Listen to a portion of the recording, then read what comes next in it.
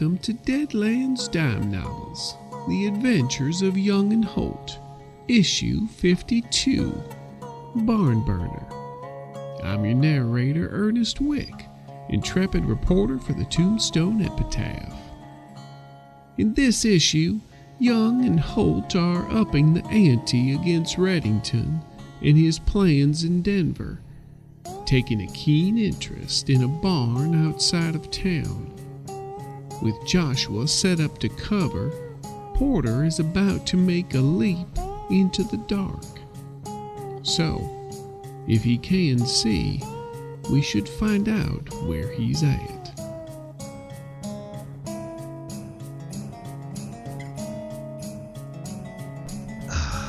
Porter's gonna let out a breath. 3, 4, 5, 6, 7, 8, 9, 10. And he is going to make a blind jump. He's going to... With teleport? Yes, he's going to kind of sink down into the darkness that he's standing in and just kind of land in place in the middle of that room. Okay. That's a -2. All right. So... Are you spending points or making a deal? That's what I am debating at the moment. You know what? After his visit with Jasmine, he's probably going to make a deal. Oh, yes. And speaking of that, I should mention this. Once you leave once you leave the Brown Palace, even though you're still slightly confused and all of this, and a lot of emotions are running, you somehow feel a bit more connected to Jasmine. You just feel a little bit closer to her, and you can mark off another tick on your King of Hearts tracker there. Oh, man. So, the rules for the king use again. Do I have to declare before, or can I use it at any time? If you deal and it comes up, you can use it. You do feel the call of the card, so if you want to use it, you can deal it out in your hand after the fact, essentially. Okay. Now, when it does show up, you can either have it be a joker and act as a joker normally would. However, there's the penalty isn't as harsh as a joker. Okay? Or you can use it to give you an additional 2 cards in place of that king. Okay. So first things first, I'm going to make a spell check to use my my L.I. Cohen's book on Hoyle's Notes. To use that, it adds a second check to spellcasting to reduce the cost by 1 PP or add 1 card. So I'm going to try and add a card to it. Okay. 5, so I get an extra card. So that puts me up to 5, 6, 7, 9 cards. That's not bad. And we'll see if we need the king. 4, 5, 6, 7, 8, 9. Well, that's a good sign that there's 4 clubs. Oh, there's no more than 4 clubs. That's too bad. Ooh, just missed that flush.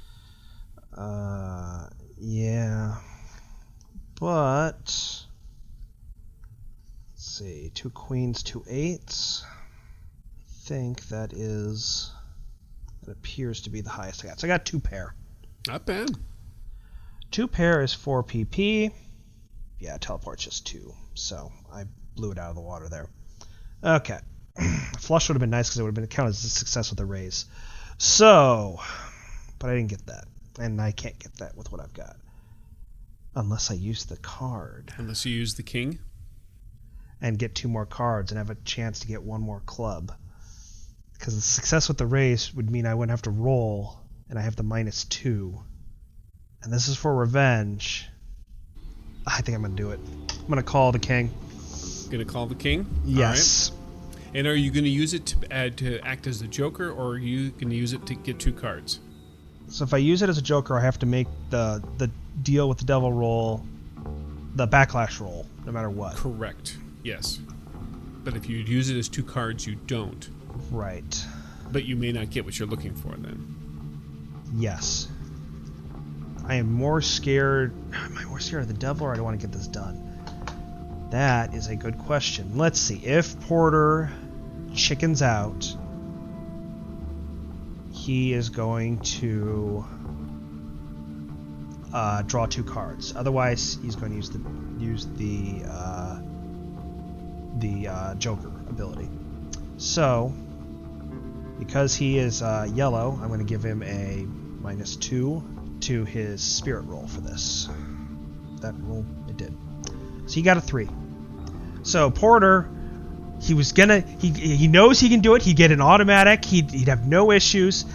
But then he recalls the last time that he just sort of started forgetting things, and the time he got dragged across the barn, and the visit in the coffin, and he just can't quite do it. So he just takes the 2 cards instead. All right. And they are a 5 and a 6, hearts and diamonds, which is not what I wanted to see. Oh well, looks like he's going 2 pair, and he's going to just have to make the roll. And now that you have called the king, by all means, please make me a spirit check. I ticked it. We're at 4. Oh, a spirit check. Oh, I can do that. That is a success, so you may mark 2 more ticks. Ooh. Okay. So, now he's done that, he has to actually make the spellcasting roll with the -2. All right. Okay. So here's the spellcasting roll. He rolls double 3s. Not the greatest I wanted to see. So, Porter, hanging on to this blue chip, is going to spend his blue chip to add d6, which is 4, which puts him at a 5, which is a success. Nice. That is a success. All right. Boy, that was a lot of maneuvering to cast this one spell. Okay.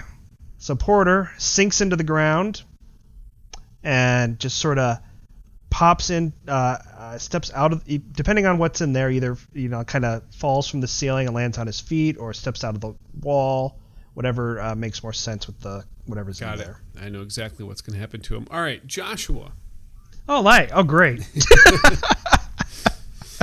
Okay, Joshua, so you are hunkered down, and you see these 2.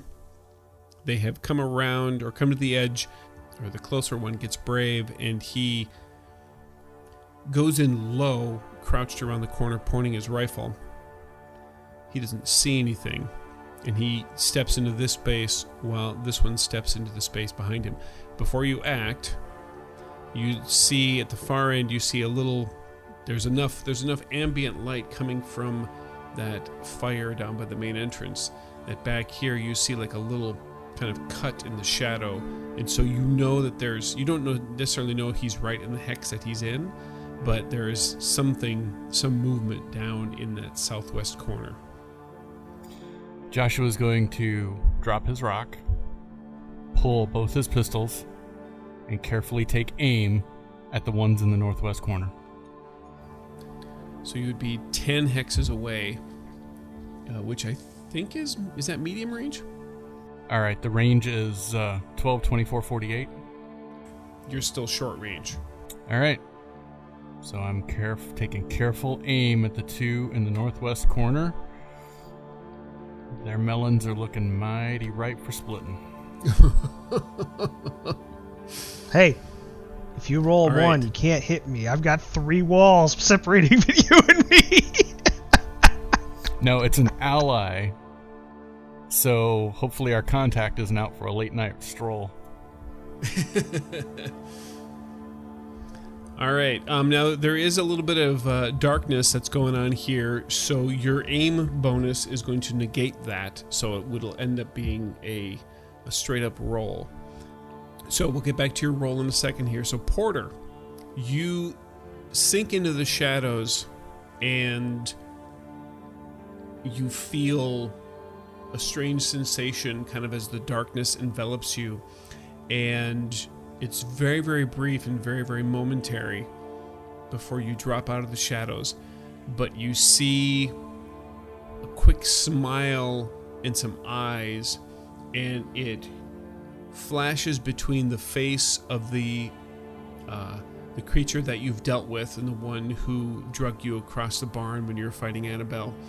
It flashes between that and the big, bright, beaming smile that Jasmine gave you when you were just meeting with her recently.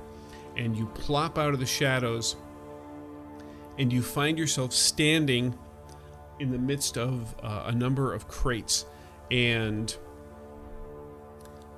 on a couple of these crates, you see things that they're round, they're made of metal, and they have a number of like little tiny spikes and spires. They're probably about twice as big as a frisbee. On the tip of each one of these is a little round ball of its own. Maybe different types of metal. Some is copper, some is silver, some appears just to be tin or steel. And the in the center of this is some sort of structure, wire structure, and it appears to be holding something in there you can't quite make out. And there's probably about 3 or 4 of them that you can see. But where you're standing, by the way the crates are arranged, where you're standing, it looks like something else should be there. You're just not sure what that should be. Joshua, we go back to you. You've taken aim. They're still standing there. You can still see just in the corner of your peripheral vision a little bit of additional movement somewhere in front of you, off to the right, southwest area. But the two are still there, and they're saying something. You cannot tell what they're saying, though. And you definitely have the drop on them, which actually I think gives you a bonus now. Yep. +4 to hit and damage. There you go. Are you going to do it, or are you going to wait? Part of me wants to wait until they start turning around to head back, but part of me also wants to try to draw all 4 of them to this side and buy you as much time as I can. So, he's going to do it. So is this initiatives, drawing cards? Well, if you have the drop, I think that you just get to, I think you get, and then we do initiative after this. Okay. Now, for penalties, alright, I don't have to worry about offhand penalty or shooting 2 guns because I have ambidextrous and 2-gun kit. Correct. So both shots will go off at the same time, no penalties there. The darkness is negated with my aim. I do have marksman, which gives me a +2 towards called shots. So I would subtract that from the headshot of -4. Correct. Which gives me a -2, but I have the drop, which is +4, so I have a +2 on these rolls. That all sounds correct. To hit their head. To hit them in the head. Holy moly. Wow, look at that thing. That's a 21. Holy crap. That is a 10, which exploded, and a 9, so it almost double exploded. We add 2 to that, and we get the 21. Wow. Then, for that first damage roll, it was 2d6. One of those exploded, and since it was a hit with a raise, we get to add that other 2 in there. So 18 damage. Did you add +4 for the drop? No, I didn't. So that's 22? So that's going to be 22 damage to the first guy in the head. Did you add the head damage? I did add the 4 for the head damage, yes. 22 on the first headshot. 24 on the second headshot. Jeez. How would you like to take these 2 guys out with your 2 well-placed shots, Joshua? 2 shots ring out of the dark, hitting them both in the brain pan, and they thud back against the side of the stables and just slump down. And then for my next action, I will turn slightly to look towards the peripheral to see what I can see there and kind of drop to a knee. All right, make me a notice check. Nice. You absolutely can see someone moving in the darkness. He looked like he was essentially over by the fence line, and after your 2 shots have rung out, he has stepped up a little bit and dropped down by a fence post and has got his rifle, and he's looking. He's trying to spot something. So, Porter, you've landed in the midst of these crates, and you see a few of these things that I described there. Mm-hmm. You've got essentially 2 actions here while Joshua's now about to take his shot. So what is it that you'd like to do? So these crates are open, or are they closed? There are some that are closed, and there are some that are open. And those ones that are open, that's where you can see these things in there. Or maybe the top is slightly, moved to the side, and they're standing on top of there. Is there a door going into the main part of the barn? Yes. I want to kind of slightly push it open and see if I can peek in there. Okay. So you move up there and go to open the door? Yeah. That is not a problem. You can do that, and you can get right inside if you'd like. Well, I want to see what's in there first. Oh, you want to peek inside? Well, because far I know, there's more people in there. No, make me a notice check. 5. All right. Inside here, there certainly are stables on to the side that you can see. And it looks like there might be a few horses in there. But you do notice, you can at least see one more body laying down kind of in the center area. What happens is, as you open the door and you're looking, and you see the horses, and then you look down, and there's a little bit of moonlight coming in, and you can see the shape of a body laying there, and then that's when you hear the 2 shots, and then you hear the thuds against the wall. All right, so I've got one more action left, right? You moved, and then... Oh, okay, never mind. If that's it, then I'll stop there. Okay. All right, and now I guess we get to deal out some cards. This is Porter's. Gets a 3. Joshua gets a Jack of Diamonds. I get a 5 of Diamonds. Here I was hoping low card. So you get the high card next time. But Joshua, you were first. Joshua's going to be all dramatic, and he's going to take aim at the next guy. All right. I'm done. Okay. Joshua, make me a stealth roll. Yes! Joshua's on fire! He is on fire. My goodness, a 14. All right. Two-faced woman done pissed him off, and he's out for blood. This guy here, he basically he's looking around. He's desperately searching with his rifle.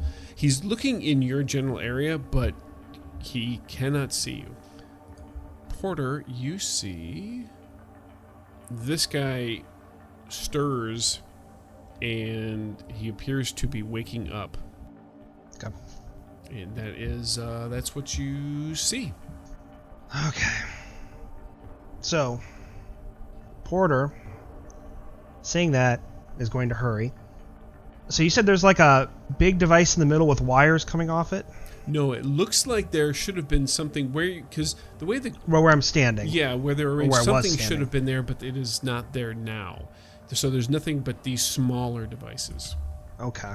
Well then, Porter is going to set down the barrel he's got with him and pull out his journal and sketch one of the devices so he doesn't forget what it looks like for future reference. And you're leaving the door open? It's only open just a crack. Oh, okay. So I could peek through. Yeah. Got it. Okay. All right. So that's his turn, I guess. Are you feeling calm, Porter, or are you feeling a bit panicked? I don't know. Where's his head at? Well, Porter's getting his revenge, so I think he's pretty focused at the moment. All right, I'll buy that. He was cautious. He is cautious. He's not, he's not standing out in the middle of nowhere. The focus is away from him. He's just trying to get things done. He's trying to get it done quick, but he doesn't want to make sure that he pay because he's going to burn this place down. He needs the information for later. Got it.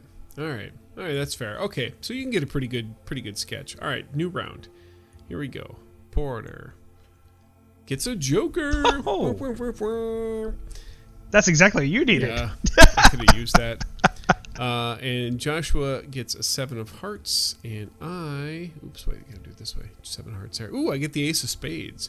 All right, but first of all, you guys each get a chip. So, Porter. Oh, Joker gets us yes, chips. There's a chip for you. Sweet. Joshua, there is a chip for you.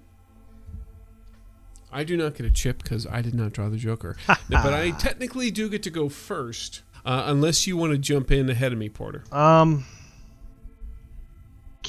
so I can't jump in the middle of what you're doing? In the middle of what I'm doing? No. I mean, I can start to do something, but I mean, if you want to, act before me, then you've got to tell me now that you're going to act before me.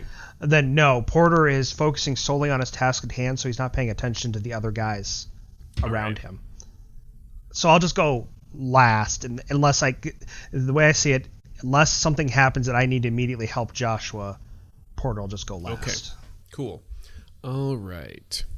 Joshua, you can see, as you've taken aim, you see this guy come up to where the drop body is, and make me another stealth roll. Well, actually, no, your one that you had from before would still count because you're taking aim. That was a 14, right? Yes. Okay. All right, so you're good. Porter, you can hear behind you in the barn, you can hear some shouting.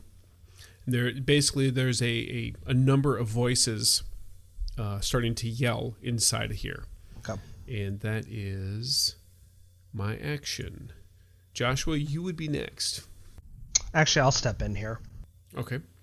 So, what Porter is going to do is sort of set that gunpowder keg right where that door is. Okay. Or he's gonna make a little trail from where he's standing, like where he teleported in, to where the door is slightly ajar. He's gonna set the keg there, and then get ready. And he's going to. Now, I hate to interject myself here, but yes. I don't want you to have regret, like 2 sticks of dynamite regret. Okay, yeah. How big is this gonna be? Don't you want the actual powder keg to be at the point where you want the most destruction? So if you're trying to destroy the machine, it needs to be at the machine. Well, but there's no more machines there, really. There's just these extra things. So the thing I'm thinking is I'm probably not gonna do enough damage to the machines, so I want to make sure some of the fire gets to the hay in the barn and stuff like that. Gotcha. So the barn goes off. So you're using it more as a setting fire rather than exploding. Gotcha. Correct. That's what I'm going for in this case. All right. So and then Porter is going to light and teleport the fuck out. All right. Go ahead and make that teleport roll. All right. In this case, do I get a bonus because I have the Joker? Well, you would get a +2 to your spellcasting. That's what I'm hoping for. In this case, I will not draw cards. Ooh. Because I'm feeling lucky. All right. So I will roll the d6. In this case, I got a 6. And since I'm going right back to where I was, I've seen it before. I don't have the -2. So I just go light the match. Actually, Porter wouldn't be so cool. He kind of leans down and makes sure it's lit and going. Before he's like, oh shit. And then just poof, he just dives into the wall and comes rolling out of the fence. Sort of thing. I like that you made the Nightcrawler sound. That was great. Yes. No, that'd be bamf. Bamf. Awesome. All right. Then that brings us, to you, Joshua. Okay. This is where things are going to get a little complicated. Joshua is going to shoot the guy he's aiming at with his first action, and then he's going to turn without the aim bonus to shoot the other guy at the back of the barn. Okay? Nice. Okay. So, I don't have the drop on these guys, right? That is correct. And this guy, he is in medium range, and he has, we're going to say he's got 1 point of cover as well. So that's going to be a cumulative -3. Okay, aiming gets rid of 4 points. All right. Marksman gets rid of 2 more. So I've got 4 for a headshot and 3 from cover. So that's a total of 7 penalty points. 3 from cover let's see. Cover, range, and head is absolutely going to be... Actually, it's going to be... Yes, 7 points. No, 8 points. Because range... Oh, I'm sorry. Nope, 7. Range is -2, cover is -1, head is -4. So yes, -7. -7. I took aim, which gives me 4. I have marksman, which gives me 2 more, so I'm at 6. So I'm going to be at -1 on this roll. Yep. What are you just gonna shoot him through the scope of his rifle? In the dark? Now, the second shot at the guy at the back, that penalty. That penalty, he is in short range. He's just at the edge of short range, so there's no range penalties. He probably does have some shadow, so we'll give him 2 points of darkness. So, 2 points of darkness, and I'm aiming for his head as well once I turn, but I don't get the aim bonus, so that's going to be 6 penalty points. Correct. All right, marksman will only give me 2 points, so it's going to be at a -4. Oof. All right, so the first one looks like a miss. Okay, I'm going to use the blue chip that I just got because Porter luckily drew that joker. Okay.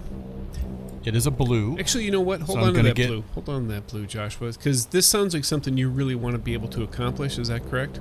Yes. All right. So I'm actually going to help you because what you're doing here is really cool. So Joshua, you have belief and faith in Porter that he's going to do this. Plus, you know that you need to buy him time, and you see that guy coming, and some old. Well, he also is right now my best friend. He is your best friend, and you just take a deep breath, and you have a tranquil moment, which allows you to focus. And so, between helping your best friend and the tranquil moment, we'll give you an additional +1? Yes, we'll give you an additional +1 on both. All right, so it's going to be a hit on the first one and a hit with a raise on the second one. So total damage on the first one is going to be 19. And total damage on the second one is going to be 16. Jeez, 16. How would you like to take these two guys out in the head? The first one was kind of hunkered down behind the fence post, and he's looking around scanning, and there's just this wet, and then he collapses hanging over the lower plank in the fence, dropping his rifle. The other guy scanning, looking for the shot, you can see his eyes go wide as the first gunshot goes off, and he knows exactly where it's at, exactly where I'm at, brings his rifle up, and then he slumps down and falls over one of his comrades. Nice. This is the battle where Joshua shows he is really the grim servant of death. He is living up to it right now. That is for sure. All right, new round. Porter gets a 5. Joshua gets a 7. And I get a 6. So Joshua, you are first again. All right. Knowing that we only saw 4 guys and they've all now been taken out, Joshua is going to hustle as much as he can in his decrepit elderly age along the north side, moving back to kind of where we started this whole ordeal. Joshua's pace is a 5, and he's going to run, but because he's elderly, subtracts 1 from running rolls, minimum of 1. So for a running roll, is that athletics or just a D6? I believe it's still a D6, and then you add it to your pace. But this roll does not ace. All right, so that adds 1 to my pace. So Joshua running moves as fast as a normal guy walking. So I'm going to move a total of 6, which would be, 3 hexes? Yes. That's okay, I'm providing a distraction. You're definitely going to provide a distraction here shortly. Guess I should ask, if there's buildings to the north, Joshua just may loop back north and then double back like he did sneaking around. There are other buildings around here, but there's There is a little bit of distance, as this is on the outskirts. However, there is some terrain that certainly will come into play. There's a few trees here and there and those kinds of things. Okay. So, a couple of guys come running out. But Porter, you can't see them because your back is going to be to them because you're kind of rolling as you come out of the shadows, but you can absolutely hear people screaming. That is their action. So Porter, you come out of the shadows, there you are, and I'll get to what happens with your powder keg here, but what are you going to do? Porter hits the dirt because he rolled, and he just kind of starts, he stays low and crawls away. He's not going to get into a shootout because he's not sure how many guys he heard in the barn, but the 4 outside and then however many extra in the barn, that's too many for him. Okay. So. And you're already hearing gunplay. Yeah, for all he knows, Joshua's in a firefight. Right. Or at least getting shot at. So he's going to just start kind of staying low and going this way so he doesn't get noticed. All right, so you scampering off that way, and as you're going, then you hear this massive just kaboom. And it's only slightly muffled by the fact that it's inside the building, but this wall just gets destroyed and blown out, and this wall gets blown. You can see the bright flash and wood flying everywhere, and then you hear it. The explosion goes off, and all of this stuff kind of flies everywhere. Now you hear more shouting and maybe some screams in pain and whatnot. But I'm assuming you're going to keep going. Oh yeah, Porter's not turning back. He's getting out of there. And Joshua, what about you? Are you going to also then? Now that I've heard probably the explosion, even though I'm a little hard of hearing, I'm going to be heading out as far away as I can, trying to keep an eye out for Porter, but hoping that he got out. In fact, I'm confident he got out, but making my way back to the fallout if I don't see. Are you kidding? Do you think Porter would have that thing go off anywhere near him? It's slightest chance that this might go off around him? No. The two of you are able to, in the chaos caused by this explosion, get away, and you do take, of course, the occasional peeks back, and you see that the barn itself has begun to get consumed in flames. You can still hear distant shouts, and then now you can hear shouts coming from the deeper in town as people begin to run out and go and check out and see what happened. But the two of you kind of fade into the darkness and into the crowd.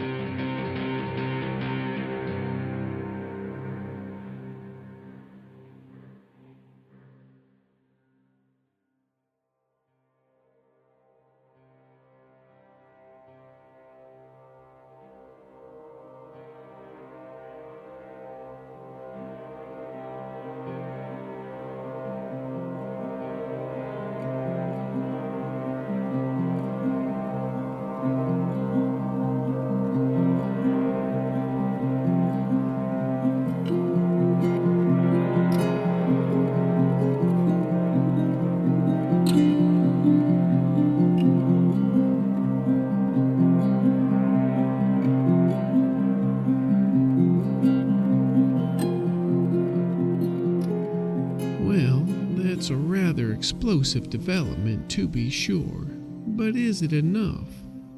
We'll find out in our next issue, Step 2.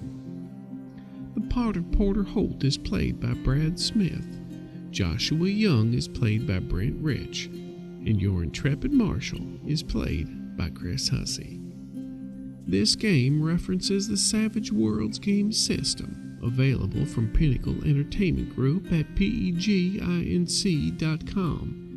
It is unofficial media content permitted under the Media Network Content Agreement. This content is not managed, approved, or endorsed by Pinnacle Entertainment Group. Certain portions of the materials used are the intellectual property of Pinnacle and all rights are reserved. Savage Worlds, all related settings, and unique characters, locations, logos, and trademarks are copyrights of Pinnacle Entertainment Group. Thanks also to Fear the Boot. You can support their Patreon at patreon.com/feartheboot. Intro music by Half Deaf Clatch. Contact information for the cast as well as music links can be found in the notes on our website, youngandholt.com. If you enjoy these issues, please consider dispensing a lovely 5-star review on wherever you do listen from. Please search for Fear the Boot Actual Play. It's kindly appreciated. I'm Ernest Wick for the Tombstone Epitaph. And remember, there is no passion of the human heart that promises so much and pays so little as revenge.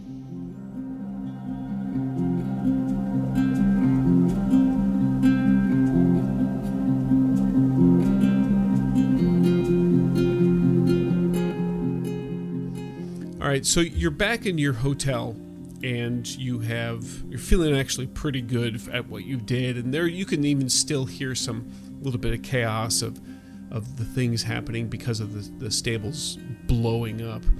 And Porter, you're sitting there and you're looking at your quick sketch, and you're taking a couple of moments to refine what you drew. And your mind, you play your epiphany card, but your mind begins to wander, and you're looking at what was there and remembering the room and just kind of thinking back to all of the things that you know about Reddington and what he was doing and how everything was working. And you kind of begin to put some pieces together, and some things start to connect with pieces of knowledge. You're looking at the things that you were drawing, and you notice that on both sides, the top and the bottom where the little spikes with the balls were coming out, there were a total of 11 on them. And you think back to the barn, and there were 10 bodies, but there were supposed to be 11. And you remember back to the mounds when you first saw the giants, and there were 11 bodies arranged in there. And so you begin to realize, if your math worked out correctly, between the number of visible nodes, for lack of a better term, and the crates that were there, it looked like there were a total of 11 of those as well. You come up with a theory that it looks like Reddington has probably improved whatever it was that he did with Patchy back in Deadwood. It looks like he has improved and advanced that, and he is planning on doing, or was planning on doing, some sort of mass summoning using these nodes and whatever the missing device is where you stood. Porter just kind of, he's looking at, and he's probably sketching this all out. He's trying to go through his memory, sketching out the entire room as he remembers it, and as it's all coming to him and pulling it together, and he just kind of stops, and then his face kind of goes a little white as he realizes what could have happened. Man, I'm glad I bought that black powder like Joshua said.